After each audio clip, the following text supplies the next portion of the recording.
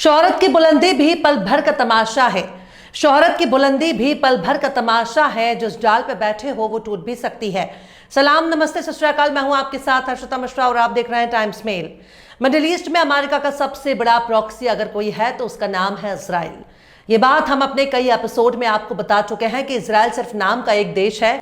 असल में वो अमेरिका और पश्चिमी देशों का एक मिलिट्री बेस है। लेकिन पूरी दुनिया में जब देश के तौर पर इसका प्रचार प्रसार किया जा रहा है तब इस देश के भीतर के हालात काफी ज्यादा बद से बदतर हो चुके हैं। इजराइल के भीतर के हालात किस कदर संजुदा हैं इसका अंदाजा आप इसी बात से लगा सकते हैं कि गजा की जंग शुरू होने के बाद इजराइल से बड़े बड़े कारोबारी भागने लगे हैं। इजराइल में दुनिया भर के धन्ना सेठ मौजूद हैं जिनके पास दोहरी नागरिकता है। ये इजराइल से अपना काला बाजारी भी चलाते हैं, काले को सफेद करने के लिए भी आते हैं। पर इजराइल की मीडिया बता रही है कि जब से गजा की जंग शुरू हुई है तब से ही इजराइल को छोड़कर जाने वाले धन्ना सेठों की तादाद में दिन दुनिया और रात चौगुनी इजाफा होने लगा है। यानी इजराइल में इन्वेस्ट करने वाले बड़े बड़े ताजिरों में इजराइल छोड़ने की होड़ लगी है। बड़े बड़े अरबपति धन्ना सेठ इजराइल को छोड़ने के लिए लाइन लगाकर खड़े हैं, जो बताने के लिए काफी है कि इजराइल अंदर से बिल्कुल खोखला हो चुका है। अमेरिका और पश्चिमी देशों की चंदे और मेहरबानियों के दम पर इजराइल की दाल रोटी चल रही है, वरना गजा की जंग ने बहुत कुछ बर्बाद कर दिया है। यूं समझ लीजिए कि इजराइल एक बड़ा सा मुजस्समा बन चुका है, बड़ा सा पुतला बन चुका है जिसके भीतर केवल हवा भरी हुई है। यह बाहर से बहुत ही मोटा ताजा दिखाई देता है, लेकिन जिस तरह से एक छोटी सी सुई बड़े से बड़े गुब्बारे को फोड़ सकती है, ठीक उसी तरह से इजराइल पर हमास के हमले ने बहुत कुछ बदल दिया। इजराइल ने ताकत दिखाने के लिए गजा पर हमला किया, हमास को खत्म करने के लिए पूरी फौज उतार दी, हमास को मिटाने के लिए नेतन्याहू कस्में खाता रहा। पर नेतन्याहू के कस्में और वादों पर खुद इजराइल के ही अमीरों को भरोसा नहीं रहा। नेतन्याहू ने कहा था कि हम हमास को जड़ से मिटा देंगे, पर इजराइल की सेना कह रही है कि ऐसा नहीं हो सकता। नेतन्याहू जंग में भी नाकाम रहा और अपने देश के अमीरों को रोक पाने में भी नाकाम रहा। पर बात सिर्फ यहीं तक नहीं है, अमीरों के अलावा भी बहुत कुछ ऐसा है जिसकी वजह से इजराइल में कोई आना ही नहीं चाहता, और जो रह गए हैं वो भी देश छोड़ने की फिराक में हैं। इजराइल से जितने भी अरबपति भाग रहे हैं उनके सामने सबसे बड़ी मजबूरी है वर्कर। जब वर्कर नहीं रहेंगे, काम करने वाले नहीं रहेंगे, तो उनको इजराइल में रहने से क्या फायदा। ना तो उनके पास इजराइल में रुकने की मजबूरी है, ना ही वो अपना नुकसान देखना चाहते हैं। एक बात बहुत ही गौर करने वाली है और वो यह है कि इजराइल में रहने वालों के पास यूरोप और दूसरे देशों की नागरिकता है।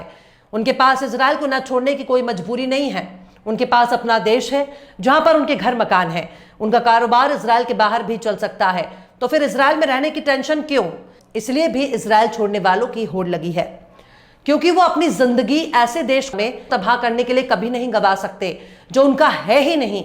इजराइल का एक बित्ता भी इजराइल का नहीं है, पूरा का पूरा इजराइल ही फिलिस्तीनियों का है, जिसको आजाद कराने के लिए ही फिलिस्तीनी 70 साल से लड़ रहे हैं। पर बात सिर्फ अमीरों तक ही सीमित नहीं है, बल्कि लाइन लगाकर वर्कर भी इजराइल को छोड़ रहे हैं, जिनको रोकने की हैसियत ना नेतन्याहू में है, ना तो इजराइल के एक भी ज़ायोनी के पास है। अमेरिका का साथ मिलने के बाद भी इजराइल के धन्ना सेठ और कर्मचारियों को जरा भी नेतन्याहू पर यकीन नहीं है। इन सब का खामियाजा इजराइल की इकोनॉमी को चुकाना पड़ रहा है। इजराइल के भीतर के हालात बता रहे हैं कि अगर इनको ना रोका गया तो नेतन्याहू भी अपने असली देश पोलैंड भाग जाएगा। आखिर कैसे? लाइन लगाकर इजराइल छोड़ रहे बड़े बड़े धन्ना सेठ, आखिर कैसे? नेतन्याहू की वादों की बत्ती बनाकर हवा में उड़ा रहे इजरायली अमीर, आखिर कैसे? इजराइल की माली हालत हो गई है ठन ठन गोपाल। आखिर कैसे इजराइल से भाग रहे इजरायली वर्कर? आखिर कैसे इजराइल से नहीं खत्म हो रहा हमास होती हिजबुल्लाह का खौफ? बताएंगे आपको और भी बहुत कुछ। लेकिन आप अगर हमारे चैनल पर नए हैं और पहली बार हमारी वीडियो को देख रहे हैं तो आप हमारे चैनल टाइम्स मेल को सब्सक्राइब कर लें, वीडियो को लाइक कर दें और बेल आइकन का नोटिफिकेशन बटन भी प्रेस कर दें, ताकि बिना देरी हमारी हर खबर आपको मिलती रहे। लौटते हैं आप खबर की तरफ। इजराइल के कारोबारी बड़े बड़े धन्ना सेठ और इजराइल में काम करने वाले वर्कर, कर्मचारी, एम्प्लॉय इजराइल छोड़कर भाग रहे हैं, या फिर यूं कहें कि इजराइल को छोड़ने की होड़ लगी हुई है। यहां अनगिनत ऐसे कर्मचारी और नौकरी पैसा लोग हैं जो इजराइल को छोड़ चुके हैं, या फिर यूं कहें कि उन्हें इजराइल के भीतर अपना भविष्य खतरे में नजर आ रहा है, इसलिए वो उन देशों की तरफ लौट रहे हैं जहां की नागरिकता उनके पास है। इजराइल में घूमने फिरने, नाचने गाने और अय्याशी का अड्डा चलाने वाले खौफ के साए में जी रहे हैं। इजराइल के भीतर गैर कानूनी धंधे भी अंजाम देने वाले अब यूरोप की तरफ भाग रहे हैं। जासूसी की छोटी से छोटी, बड़ी से बड़ी एजेंसियां भी इजराइल के भीतर मौजूद हैं। हाँ, ये बात अलग है कि बित्ते भर का संगठन 7 अक्टूबर 2023 को इनकी जासूसी का पतंग बनाकर हवा में उड़ा चुका है और अपने साथ सैकड़ों इजरायलियों को लेकर चला गया, जिनको छुड़ाने के लिए आज भी इजरायल को अपनी कैद से हजारों फिलिस्तीनी बच्चों, औरतों, नौजवानों और बुजुर्गों को छोड़ना पड़ रहा है। पर इजरायली मीडिया बता रही है कि अब इजरायल में बहुत कुछ है जो इजरायल छोड़कर बाहर भाग रहा है। अगर आप सोच रहे हो कि इजरायल के भीतर चप्पे चप्पे पर बड़े बड़े एयर डिफेंस सिस्टम मौजूद हैं, एयर एरो सिस्टम मौजूद हैं, आयरन डोम मौजूद हैं, इसलिए इजरायल को कोई खतरा नहीं है, तो ये आपकी भूल है, क्योंकि ये सब कुछ हमास के हमले के पहले से ही मौजूद है। फिर हमास ने इजरायल पर हमला कर दिया। इस वारदात से न सिर्फ इजरायल भीतर से खोखला नजर आया, बल्कि उसके एयर डिफेंस सिस्टम और उसके जासूसी पर दबी जबान उंगलियां उठने लगीं। पर सवाल है कि आप दुनिया भर से लड़ सकते हैं, पर उन लोगों से नहीं लड़ सकते जिनकी मातृभूमि को हड़प कर आपने अपने लिए एक देश बना लिया। किसी भी शख्स के घर, मकान, दुकान, खेत खलियान पर कब्जा करके उन्हें बेदखल कर देना बहुत बड़ा जुर्म है, लेकिन पैसा, हथियार और यूरोप की ताकत से फिलिस्तीन पर कब्जा जमाने में मदद मिली। लेकिन इजरायल के बड़े बड़े बिजनेसमैन और वहां के लोगों को बिल्कुल भी भरोसा नहीं है कि आने वाले वक्त में 7 अक्टूबर जैसी फिर घटना ना दोहराई जाएगी। पिछले साल 1700 करोड़पति इजरायल से भाग गए। इसके लिए गजा की जंग को जिम्मेदार माना जा रहा है। हैंडली एंड पार्टनर्स और न्यू वर्ल्ड वेल्थ नाम की कंपनियों के आंकड़ों के मुताबिक 2024 में तेल अवीव और हार्जुलिया जैसे शहरों में 22,600 करोड़पति रह रहे थे, लेकिन 2023 में यह तादाद घटकर 24,300 रह गई। यानी एक साल में 1700 करोड़पतियों ने इजरायल छोड़ दिया।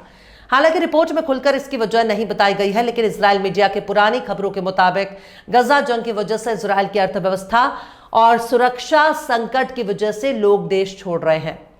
इसके साथ ही पिछले साल फिच नाम की एक इंटरनेशनल एजेंसी ने इजरायल की आर्थिक रेटिंग को A+ से घटाकर A कर दिया, जो देश की माली हालत कमजोर होने की निशानी है। इसके अलावा अक्टूबर 2023 में गजा में इजरायल की जंग शुरू होने के बाद से अब तक 8,300 टेक्नोलॉजी सेक्टर में काम करने वाले लोग इजरायल छोड़ चुके हैं। इजरायल इनोवेशन अथॉरिटी की एक रिपोर्ट ने बुध को इस बात का खुलासा किया है कि अक्टूबर 2023 से जुलाई 2024 तक 8,300 टेक्नोलॉजीज में काम करने वाले लोग इजरायल से चले गए। ये लोग इजरायल की टेक्नोलॉजी सेक्टर के कुल कर्मचारियों का 2.1% हिस्सा है। रिपोर्ट में बताया गया है कि 2024 में इजरायल की टेक्नोलॉजी इंडस्ट्री में कर्मचारियों की तादाद पहले के मुकाबले काफी कम हुई है। बीते 10 साल में ऐसी पहली बार हुई है जब तकरीबन 5,000 कर्मचारी इस इंडस्ट्री से चले गए। आंकड़ों से पता चलता है कि 2024 में इजरायल में टेक्नोलॉजी कर्मचारियों की कुल तादाद 3,90,847 थी, जो 2023 के मुकाबले में 1.2% कम है। इससे पक्का होता है कि 5,000 टेक्नोलॉजी कर्मचारी देश छोड़कर गए। इजरायल की टेक्नोलॉजी कंपनियों में काम करने वाले आधे से ज्यादा लोग अब विदेश में हैं और विदेश में रहने वाले इन कर्मचारियों की तादाद 4,40,000 है, जबकि इजरायल में 4 लाख कर्मचारी मौजूद हैं। इजरायल इनोवेशन अथॉरिटी के CEO ड्रॉर बिन ने कहा कि यह रिपोर्ट बताती है कि टेक्नोलॉजी इंडस्ट्री में और निवेश की जरूरत है, क्योंकि यह इजरायल की अर्थव्यवस्था को बढ़ाने का अहम जरिया है। ड्रॉर बिन ने कहा कि सरकार को ऐसे कदम उठाने चाहिए ताकि टेक्नोलॉजी में काम करने वाले लोग इजरायल वापस आ सकें। पहले ही इजरायल मीडिया खबरों के मुताबिक गजा में इजरायल की जंग और इसके बाद देश की अर्थव्यवस्था और सुरक्षा पर पड़े बुरे असर की वजह से बहुत से लोग इजरायल छोड़कर चले गए। वहीं अमेरिकी सदर डोनाल्ड ट्रंप ने जुमेरात को कहा कि गजा में बंधकों को रिहा कराने की कोशिश में कुछ तरक्की हो रही है। वो इजरायल और हमास दोनों से बात कर रहे हैं। हालांकि ट्रंप ने इस बारे में ज्यादा खुलकर नहीं बताया, लेकिन उन्होंने कहा है कि हम बंधकों को जल्द वापस लाने के नजदीक पहुंच चुके हैं। ट्रंप ने बताया कि कुछ लोग वापस आ चुके हैं, लोग इसके लिए खुश हैं, कुछ लोग बुरी हालत में थे पर अब ठीक है, लेकिन मुझे लगता है कि वो जहनी तौर पर लंबे वक्त तक परेशान रहेंगे, क्योंकि मैंने उनसे बात की है और उन्होंने बहुत बुरा वक्त देखा। ट्रंप ने मजीद कहा, हम कोशिश कर रहे हैं, इजरायल और हमास दोनों से बात हो रही है। इस दौरान ट्रंप ने हमास के एक खतरनाक गिरोह बताया। मतलब हमास बुरा भी है, पर उससे बात करना भी अमेरिका की मजबूरी है। खैर, जंग ऐसे ही होता है। एक वक्त ऐसा भी आएगा जब इजरायल को दूसरे देश में ले जाने की कोशिश देखी जाएगी। दूसरों की जमीन पर कब्जा करना, वहां के लोगों का कत्ल करना बहुत बड़ा अपराध माना जाता है। फिर जो लोग देश छोड़कर भाग रहे हैं, उन्हें इतना मालूम है कि इजरायल उनका देश नहीं है, बल्कि ये फिलिस्तीनियों का देश है जिसे ताकत के दम पर बनाया है। आज वही इजरायल हमास से लड़ने के बजाय आम लोगों पर गोलीबारी कर रहा है, उनके ऊपर बम गिरा रहा है। दुनिया में कहीं भी जंग के वक्त आम लोगों को निशाना नहीं बनाया जाता। अस्पतालों पर तो बिल्कुल भी बम नहीं गिराए जाते और ना ही स्कूलों और अस्पतालों को कोई नुकसान पहुंचाया जाता है। आम लोगों को खाने पीने और दवाइयों की मदद को इजराइल ने रोक रखा है, जिसे दुनिया के किसी भी कानून में सही नहीं ठहराया जा सकता। यूनाइटेड नेशन भी इजराइल के इन हरकतों का विरोध कर रहा है, पर यूनाइटेड नेशन सिर्फ इजराइल और अमेरिका की आलोचना से ज्यादा कुछ नहीं कर सकता। वो सिर्फ आलोचना ही कर सकता है। इजराइल को बनाने में इस यूनाइटेड नेशन में बहुत बड़ा किरदार अदा किया था। आज अगर ये एक आजाद और खुद मुख्तार इंटरनेशनल तंजीम होता, सचमुच ये इंसानी हुकूक के लिए काम कर रहा होता, शांति और अमन के अगर इसे बनाया गया होता, तो इसके आगे अमेरिका और इजराइल की कोई हैसियत ना होती। पर यह सिर्फ एक कठपुतली है जो अमेरिका, इजराइल और पश्चिमी देशों के लिए काम करता है। बहरहाल चलते चलते आखिर में अल्लामा इकबाल ने भी क्या खूब फरमाया है, गया दौरे सरमायादारी गया, गया दौरे सरमायादारी गया, तमाशा दिखाकर मदारी गया। फिलहाल इस खबर में बस इतना ही। इस पूरी खबर को शम्स तबरेज ने लिखा है, जिन्हें आप ट्विटर पर भी फॉलो कर सकते हैं। ट्विटर हैंडल है @शम्स तबरेज कासी। ये वीडियो आपको कैसा लगा कमेंट बॉक्स में आप जरूर बताइएगा। वीडियो पसंद आए तो लाइक करें, शेयर करें और बेबाक, निष्पक्ष, स्वतंत्र पत्रकारिता को सपोर्ट करने के लिए आप हमारे चैनल टाइम्स मेल को सब्सक्राइब करें और हाँ, बेल आइकन की घंटी वाली बटन आप जरूर से दबा दें, ताकि आपको हमारे आने वाले नए वीडियो की नोटिफिकेशन फौरन ही मिल जाए। फिर मिलते हैं किसी और वीडियो में एक नई खबर के साथ। हर्षिता मिश्रा को दीजिए इजाजत। जय हिंद। अगर अभी तक आपने हमारे चैनल टाइम्स मेल को सब्सक्राइब नहीं किया है तो जल्दी से सब्सक्राइब कर दें और बेल आइकन भी प्रेस कर दें।